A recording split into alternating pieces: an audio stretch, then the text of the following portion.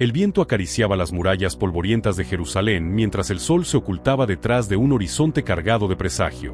Un silencio lleno de expectativa cubría las callejuelas del reino de Judá, un reino pequeño, frágil pero orgulloso, que respiraba prosperidad bajo el reinado de reyes que confiaban más en su propio poder que en el Dios que los había elevado. Era una época de alianzas frágiles, de imperios que se levantaban como gigantes a lo lejos, extendiendo sus ejércitos sobre naciones más débiles como sombras devoradoras.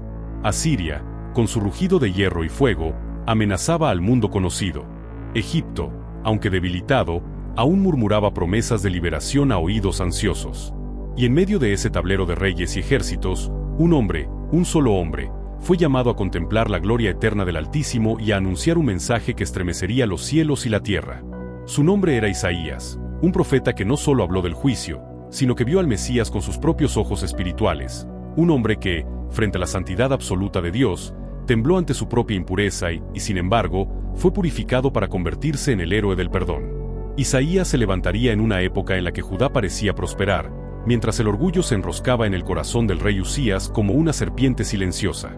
Pero pronto, Dios mismo humillaría esa arrogancia al mostrar la lepra en la frente del rey que había querido usurpar el altar. Con su muerte, un capítulo de aparente estabilidad se cerraría, abriendo la puerta a un tiempo de crisis nacional y espiritual. Fue en ese contexto cuando Isaías fue arrebatado en visión, llevado más allá del velo terrenal para contemplar al Señor sentado en un trono alto y majestuoso, rodeado de serafines que clamaban con una voz que hacía temblar los cimientos del templo. Allí, Isaías descubriría que ningún ritual vacío ni alianza política podía sostener a un pueblo. Solo la santidad de Dios y su promesa de redención por medio de un niño llamado Emanuel podrían traer verdadera esperanza. Prepárate para sumergirte en la historia más sobrecogedora del libro de Isaías, un relato de advertencia y gloria, de pecado y gracia, de destrucción y restauración. Porque lo que Isaías vio aún resuena para nosotros hoy. Amén. Judá brillaba bajo un sol generoso. Los campos producían trigo y olivos en abundancia. Los mercados de Jerusalén rebosaban de mercaderes venidos de lejos para intercambiar joyas y especias. El reino parecía sólido, fuerte, seguro. Todo eso gracias al largo reinado de Usías, quien subió al trono con solo 16 años y durante más de 50 fortaleció murallas, construyó torres y conquistó ciudades enemigas. Los enemigos temían a Judá. Las caravanas viajaban por sus caminos sin temor a los bandidos, desde las llanuras de los filisteos hasta el desierto de Arabia. El nombre de Usías inspiraba respeto. Se decía que Dios estaba con él. Y durante un tiempo, eso fue verdad, porque Usías buscó a Dios en sus años jóvenes, bajo la guía del profeta Zacarías, y el Altísimo hizo prosperar todas sus empresas. Pero el corazón del hombre es un terreno resbaladizo. Cuanto más crecía el poder de Usías, más se llenaba su alma de orgullo. La frontera invisible entre la confianza en Dios y la confianza en uno mismo comenzó a desdibujarse, y un día el rey decidió cruzar un límite sagrado. Se levantó temprano, se vistió con sus ropas reales adornadas de púrpura y oro, y descendió resueltamente al templo del Señor. En sus manos llevaba un incensario, instrumento reservado exclusivamente para los sacerdotes, hijos de Aarón. Sus pasos resonaron sobre las losas antiguas mientras el humo de los sacrificios se elevaba hacia el cielo. Los sacerdotes lo miraban, atónitos y horrorizados, cuando Usías entró en el santuario sagrado para ofrecer incienso sobre el altar. Azarías, el sumo sacerdote, corrió con 80 sacerdotes valientes detrás de él. Sus rostros estaban pálidos, sus manos temblaban ante la gravedad del momento. «Rey Usías», exclamó Azarías con voz firme, aunque su corazón latía con fuerza en su pecho. «No te corresponde ofrecer incienso al Señor, sino a los sacerdotes consagrados.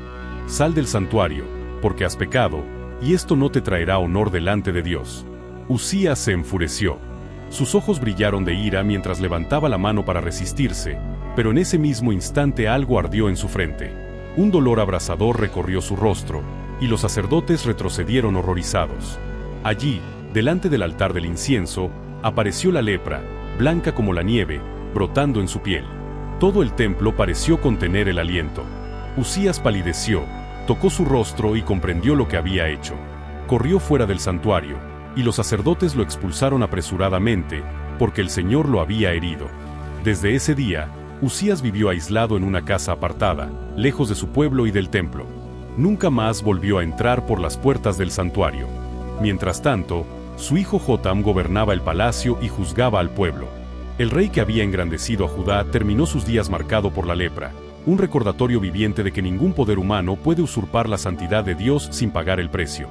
Así terminó lo que parecía ser una era de estabilidad. Las murallas seguían en pie, el tesoro del reino permanecía lleno, pero el corazón del pueblo comenzaba a vaciarse de verdadera devoción. La religión se volvió hábito, los sacrificios rutina, y la justicia se corrompió en manos de jueces injustos. El pobre era oprimido, el huérfano ignorado y las viudas clamaban sin hallar defensor. Judá florecía por fuera, pero por dentro se descomponía. Y Dios, que ve lo oculto, ya preparaba el siguiente capítulo, uno que no sería escrito con ejércitos ni tratados, sino con visiones celestiales que sacudirían los cimientos mismos del templo. Porque el Altísimo levantaría a un hombre para mostrarle su gloria y enviarlo con un mensaje que Judá no quería escuchar, pero que desesperadamente necesitaba. El año de la muerte del rey Usías marcó más que el fin de un reinado, fue el inicio de una crisis que sacudió el corazón de Judá. La nación vacilaba entre la incertidumbre política y el vacío espiritual. ¿Qué pasaría ahora? ¿Quién los protegería de los imperios que devoraban tierras y pueblos sin piedad? Fue entonces, en medio del temor colectivo, cuando Isaías decidió entrar al templo. Tal vez buscaba consuelo, tal vez respuestas, o quizás solo un lugar donde derramar su angustia. Pero lo que encontró allí superó todo lo que su mente mortal podía imaginar. De pronto, el templo terrenal pareció desvanecerse. Sus columnas se disolvieron en luz, y ante él se abrió una escena imposible, el trono del Altísimo. Isaías quedó sobrecogido. Sus ojos se posaron en un trono alto y majestuoso, que dominaba todo el universo. Y sentado en él estaba el Señor. Su manto llenaba el templo con una gloria tan deslumbrante que parecía fuego líquido, un esplendor imposible de describir con palabras humanas. Alrededor del trono volaban criaturas ardientes, serafines, seres de pura llama y adoración. Cubrían su rostro con 2 alas, sus pies con otras 2, y con las 2 restantes se mantenían suspendidos, como si ni siquiera osaran posarse donde Dios reina. Y clamaban uno al otro con una voz que hacía temblar los dinteles del templo y estremecer los cimientos de la tierra. Santo, santo, santo es el Señor de los ejércitos. Toda la tierra está llena de su gloria. El aire vibraba con tal intensidad que Isaías sintió que sus huesos iban a quebrarse. Una nube espesa, semejante al humo de 1000 altares, llenaba el lugar. Y allí, ante esa pureza infinita, Isaías vio su propia miseria con una claridad dolorosa. Cayó rostro en tierra, cubriéndose la boca mientras su voz salía entrecortada por el miedo. ¡Ay de mí! Estoy perdido. Porque soy un hombre de labios impuros, y habito en medio de un pueblo de labios impuros, y mis ojos han visto al Rey, al Señor de los ejércitos. En ese instante, uno de los serafines voló hacia él, llevando en su mano una brasa encendida tomada del altar con unas tenazas. Isaías tembló, esperando quizá el juicio que lo consumiría. Pero en lugar de eso, el serafín tocó sus labios con la brasa ardiente. Una calidez incandescente recorrió su cuerpo, no para destruirlo, sino para purificarlo. Y el serafín dijo con voz que resonó como un trueno sobre las montañas lejanas: «Mira, esto ha tocado tus labios. Tu culpa ha sido quitada y tu pecado expiado». Isaías respiró, tembloroso.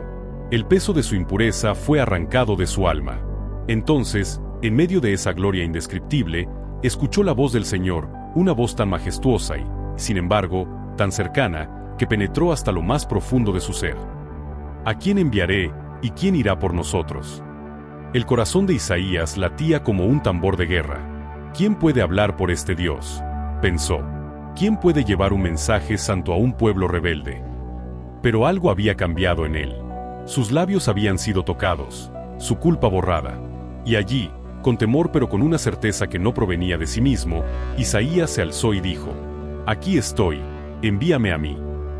El eco de aquellas palabras, «Aquí estoy, envíame a mí», aún resonaba en el alma de Isaías cuando la voz del Señor volvió a hablar, pero esta vez con un tono solemne, casi desgarrador. «Ve, y dile a este pueblo, oigan bien, pero no entiendan, miren bien, pero no comprendan. Haz que el corazón de este pueblo se endurezca, que sus oídos se vuelvan sordos, y que sus ojos se cieguen, para que no vean con sus ojos, ni oigan con sus oídos, ni entiendan con su corazón, ni se vuelvan y sean sanados». Isaías quedó perplejo. Era un llamado divino, pero también una sentencia. No lo enviaban para traer consuelo inmediato, sino para proclamar la verdad a oídos que no querían oír.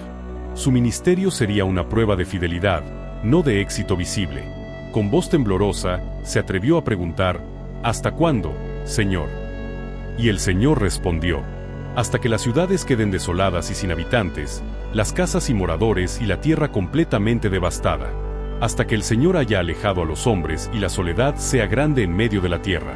Pero aunque quede en ella una décima parte, volverá a ser consumida, como el roble o la encina, de los cuales, al ser cortados, queda el tronco. Así será el tronco santo, la simiente santa será su raíz. Era un mensaje de juicio y esperanza a la vez. Judá sería podada como un árbol seco, pero del tronco herido surgiría un nuevo brote, una promesa silenciosa que un día se llamaría Emmanuel, Dios con nosotros. El profeta regresó del templo con la mirada transformada. La gloria del Altísimo lo había marcado para siempre. Pero fuera del santuario, el mundo seguía su curso, indiferente. El rey Jotam gobernaba con prudencia, aunque el pueblo persistía en su corrupción. Tras su muerte, su hijo Acaz ascendió al trono. Era joven, impaciente y, sobre todo, temeroso. En su tiempo, el trono de Judá se tambaleó ante las amenazas de los reinos del norte. Israel y Siria se habían aliado contra él. Jerusalén temblaba. Las murallas parecían frágiles ante los ejércitos que se aproximaban como un enjambre de langostas. El corazón del rey se estremecía como se estremecen los árboles del bosque movidos por el viento. Fue entonces cuando Dios habló de nuevo a Isaías. Sal al encuentro de Acaz, tú y tu hijo Sear-Jasub, al extremo del acueducto del estanque superior, en el camino del campo del batanero, y dile: guarda la calma, no temas, y no desmaye tu corazón por esos dos tizones humeantes, la ira ardiente de Resín y del hijo de Remalías. No se levantará, ni sucederá lo que temes. Si no creéis, no permaneceréis. Isaías se acercó al rey, que observaba nervioso los preparativos de defensa. El Señor te da una señal, dijo el profeta. Pide al Señor tu Dios una señal, ya sea en lo profundo o en lo alto. Pero Acaz, disfrazando su incredulidad de piedad, respondió: no pediré, ni tentaré al Señor. Isaías exhaló con tristeza y dijo: escuchen, casa de David, ¿les parece poco cansar a los hombres, que también cansan a mi Dios? Por tanto, el Señor mismo les dará señal.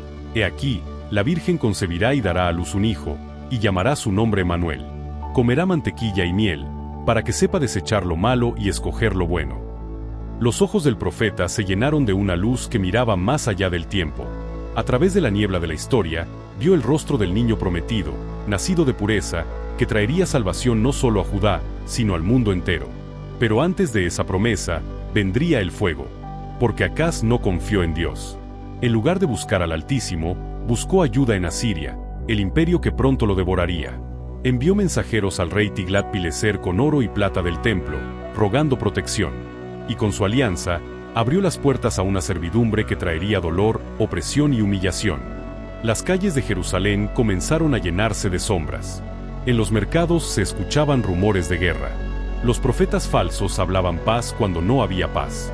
Y los líderes, cegados por el orgullo, guiaban al pueblo hacia el desastre. Isaías caminaba entre ellos, con el corazón desgarrado. Veía la idolatría multiplicarse como zarzas en un campo abandonado. Las casas estaban llenas de ídolos tallados. Los altares a Baal se alzaban en las colinas. Los ricos acumulaban tierras y expulsaban a los pobres.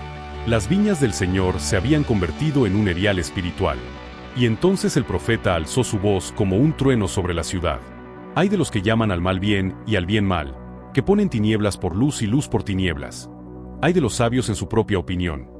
Hay de los valientes para beber vino, y de los poderosos para mezclar bebidas fuertes, que justifican al impío por soborno y quitan al justo su derecho. Su voz resonaba en los patios, en los tribunales, en las plazas donde el bullicio de los mercaderes intentaba acallar la conciencia. Pero pocos escuchaban. Isaías sabía que el juicio de Dios se acercaba como una tormenta en el horizonte. Veía ejércitos extranjeros arrasando montañas, veía el humo de las ciudades subiendo al cielo, veía las lágrimas del pueblo exiliado. Sin embargo, en medio de su visión de destrucción, Dios le mostró un resplandor. Una promesa encendida entre las ruinas. El pueblo que andaba en tinieblas verá gran luz. Los que moraban en tierra de sombra de muerte, luz resplandecerá sobre ellos.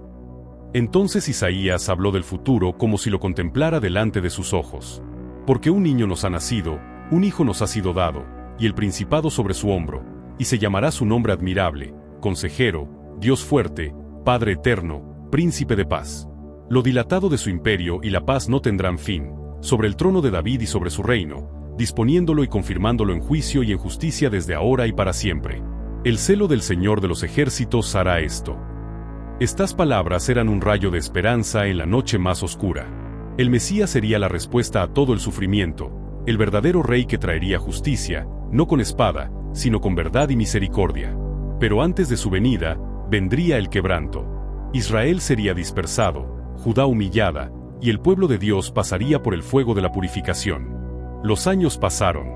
La sombra de Asiria se alargó sobre toda la región. Sus ejércitos eran como enjambres de langostas que arrasaban todo a su paso. Reino tras reino caían bajo su poder. Y en el tiempo de Ezequías, hijo de Acaz, la amenaza llegó hasta las puertas de Jerusalén.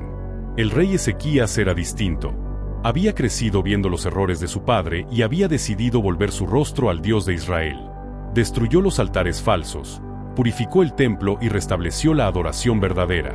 Sin embargo, la fe sería puesta a prueba. El poderoso rey Senaquerib de Asiria envió a su general, Rabsaces, con un ejército colosal que acampó junto a las murallas de Jerusalén.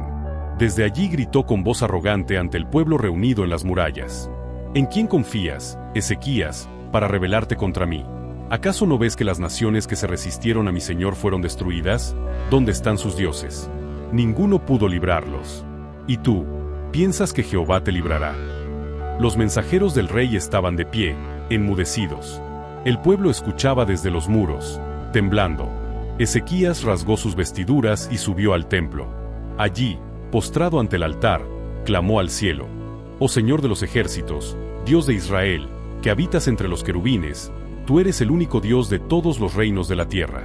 Inclina, oh Señor, tu oído, y oye. Abre, oh Señor, tus ojos, y mira. Escucha las palabras de Senaquerib, que ha blasfemado contra el Dios viviente. Isaías, el profeta ya anciano, envió mensaje al rey. Así dice el Señor: No temas por las palabras que has oído, con las cuales me blasfemaron los siervos del rey de Asiria. He aquí, pondré en él un espíritu, y oirá un rumor, y volverá a su tierra, y haré que caiga espada en su propio país. Esa misma noche, el ángel del Señor salió y destruyó en el campamento asirio a 185,000 hombres. Cuando Senaquerib despertó y vio los cadáveres a su alrededor, huyó a su tierra y allí fue asesinado por sus propios hijos. Jerusalén fue librada. El Dios de Isaías había mostrado su poder una vez más. Los años de paz fueron breves. Aunque Jerusalén había sido librada milagrosamente, el corazón del pueblo seguía siendo inconstante, y la sombra de la muerte volvió a posarse sobre el reino. Fue entonces cuando Ezequías cayó gravemente enfermo. El profeta Isaías, que ya había visto demasiadas generaciones pasar ante sus ojos, fue enviado al palacio con un mensaje doloroso. Así dice el Señor: ordena tu casa, porque morirás y no vivirás. Ezequías escuchó, y su alma se estremeció. Volvió su rostro hacia la pared, y con lágrimas ardientes oró: Oh Señor, te ruego, acuérdate ahora de que he andado delante de ti en verdad y con corazón íntegro, y que he hecho lo que es bueno ante tus ojos. Antes de que Isaías saliera del patio intermedio, la voz de Dios volvió a hablarle: Regresa y dile a Ezequías: Así dice el Señor, Dios de tu padre David: He oído tu oración, he visto tus lágrimas. He aquí, añadiré a tus días 15 años. Y libraré a ti y a esta ciudad de la mano del rey de Asiria, y ampararé esta ciudad por amor de mí mismo y por amor a David mi siervo. Isaías tomó un emplasto de higos y lo aplicó sobre la llaga del rey, y éste sanó. Y para confirmar la promesa, Dios hizo retroceder la sombra del reloj de Acaz 10 grados, un signo imposible, una interrupción del tiempo mismo para mostrar que el Señor tiene dominio incluso sobre el sol y los astros. El corazón de Ezequías, sin embargo, no permaneció siempre humilde. Poco después de su recuperación, embajadores de Babilonia llegaron con regalos y cartas para felicitarlo. Eran hombres astutos, enviados no solo por cortesía, sino para observar la riqueza de Judá. Ezequías, halagado, los recibió con alegría. Les mostró sus tesoros, sus almacenes, su oro y plata, sus armas, y todo lo que poseía. Nada quedó oculto. Cuando Isaías lo supo, fue al rey y le dijo con voz grave: ¿Qué vieron esos hombres en tu casa? Ezequías respondió: Vieron todo lo que hay en mi casa, nada hay en mis tesoros que no les haya mostrado. Entonces el profeta, con la mirada encendida por la tristeza, pronunció las palabras que helaron el aire. Oye la palabra del Señor de los ejércitos. He aquí, vienen días en que todo lo que hay en tu casa, y todo lo que tus padres han atesorado hasta hoy, será llevado a Babilonia, nada quedará, dice el Señor. Y de tus hijos, que saldrán de ti, tomarán, y serán eunucos en el palacio del rey de Babilonia. El rey guardó silencio. Luego, con voz resignada, murmuró, la palabra del Señor que has hablado es buena. Y así, el destino de Judá quedó sellado. Pasaron los años, y las visiones de Isaías comenzaron a extenderse más allá de su propia época. El profeta veía reyes aún no nacidos, imperios aún no levantados. Su mirada traspasaba los siglos. Veía a Babilonia, el resplandeciente imperio del orgullo humano, levantarse como un gigante dorado, y luego caer como polvo bajo la mano del Altísimo. Cayó Babilonia.